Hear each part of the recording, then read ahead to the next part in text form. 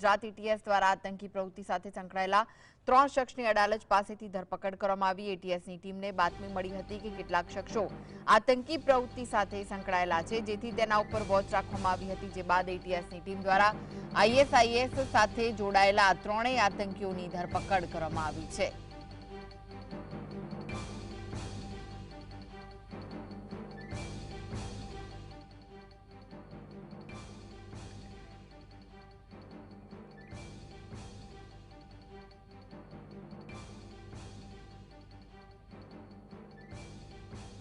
तो मोहम्मद सुहेल मोहम्मद सुलेमान नाम है जे आतंकीओं ने झड़पी लेवामां आवे छे। तेनुं आजाद सुलेमान सैफी,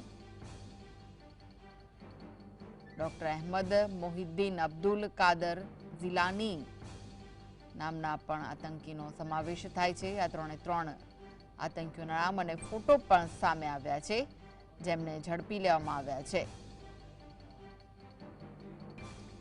तो 3 आतंकीओ आईएसआईएस साथे जोड़ाયેલા છે અને જેમની ધરપકડ કરી લેવામાં આવી છે। આ વિશે વધુ માહિતી માટે જોડાઈ ગયા છે સંવાદદાતા વિરેન્દ્રસિંહ ભાટી। વિરેન્દ્ર, 3 આતંકીઓ ઝડપાયા છે, શું વિગતો મળી રહી છે? બિલકુલ કૃષ્ણા, કે ગુજરાત એટીએસ ને ખૂબ જ મોટી સફળતા છે તે મળી છે, કારણ કે ગુજરાત એટીએસ દ્વારા 3 જેટલા આતંકીઓ છે તેમને ઝડપી પાડવામાં આવ્યા છે। વિગતવાર જો કૃષ્ણા વાત કરવામાં આવે તો આ જે 3 આતંકીઓ ઝડપી પાડવામાં આવ્યા છે તેની અંદર ડોક્ટર અહેમદ મોહિદ્દીન, મોહમ્મદ સાહુલ તેમજ એઝાદ સુલેમાની છે।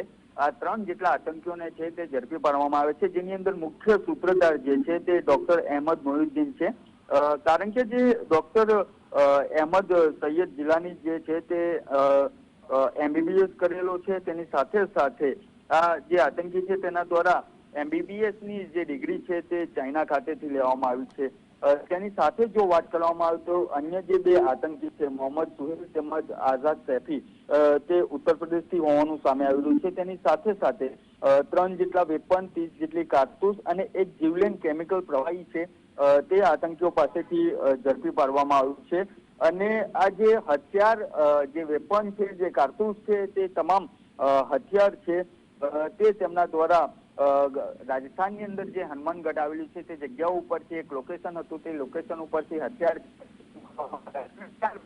આ હથિયારને જે છે તે ગાંધીનગર અડાલજ પાસેથી આ જે આતંકી ઝડપાયો, સૌ પ્રથમ મુખ્ય આતંકી તેની પાસેથી મળી આવ્યા છે। કારણ કે જ્યારે ગુજરાત એટીએસ ને બાતમી મળી હતી તે સંદર્ભે જ ગુજરાત એટીએસ દ્વારા જે અહેમદ સૈયદ છે તે કંઈક મોટી આતંકી હુમલો હોય કે પ્રવૃત્તિ હોય તેને અંજામ આપવાનો હતો ને તેના આધારે ગાંધીનગર અડાલજ પાસે જે ટોલટેક્સ આવેલો છે તે ટોલટેક્સ ઉપર ગુજરાત એટીએસ ની અલગ અલગ ટીમો છે તે મૂકવામાં આવી છે। તેની અંદર આંધ્રપ્રદેશ પાર્સિંગની જે એક ગાડી હતી તેની અંદરથી આ જે આતંકી અહેમદ સૈયદ છે તેને ઝડપી પાડવામાં આવ્યો હતો। હથિયારની સાથે સાથે જીવલેણ પ્રવાહી એક લિક્વિડ છે તે 4 લીટર જેટલું લિક્વિડ છે તે મળી આવ્યું હતું।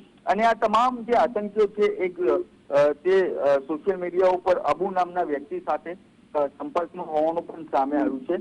અત્યારે આ તમામ જે આતંકીઓ છે તેમની પૂછપરછ કરવામાં આવી હતી 3 આતંકીઓની। તેની અંદર તેમના દ્વારા લખનઉ, દિલ્હી તેમજ અમદાવાદ શહેરના જે ભીડભાડવાળા વિસ્તાર છે, ખૂબ જ મોટી જે જગ્યાઓ છે તેની રેકી છે તે 1 વર્ષની અંદર કરવામાં આવી હતી।